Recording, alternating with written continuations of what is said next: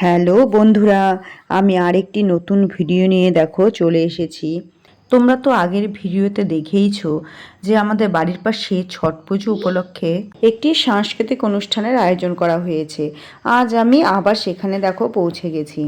আজ কলকাতা থেকে আগত কার্তিক দাস বাউল এসেছে আমাদের এখানে প্রোগ্রাম করতে। খুব সুন্দর গান করছিল, ভীষণই ভালো লাগছিল, তার গানগুলো সত্যি খুব সুন্দর হয়। এত বয়স হয়েছে কিন্তু তার গানের গলা সত্যিই খুব সুন্দর। আর দেখো, তার গান শুনে এখানে সবাই নাচানাচি করছে। শুধু গান না, তার কথাগুলোও ভীষণ সুন্দর। 50 টাকা মানে টোটো ভাড়া দিতে হবে বয়ফ্রেন্ডকে, নাহলে গার্লফ্রেন্ডের সঙ্গে আর কোনো সম্পর্ক থাকবে না। দাদা দাদা এটিএম কার্ড আছে 2-3টে করে, কোনো কাজে লাগে না। ও সব দরকার খাবে। হ্যাঁ, আর শুধু মিস কল দেবে। বয়ফ্রেন্ড গুলো ডান দিকে দাঁড়িয়ে আছে, সাবধানে।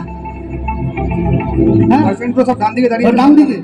ভেবেছিলাম ওনার সঙ্গে একটু কথা বলবো বা ছবি তুলবো, কিন্তু সেটা সম্ভব হয়নি, কারণ দেখতেই তো পাচ্ছ কতটা ভিড় তাকে ঘিরে রেখেছে।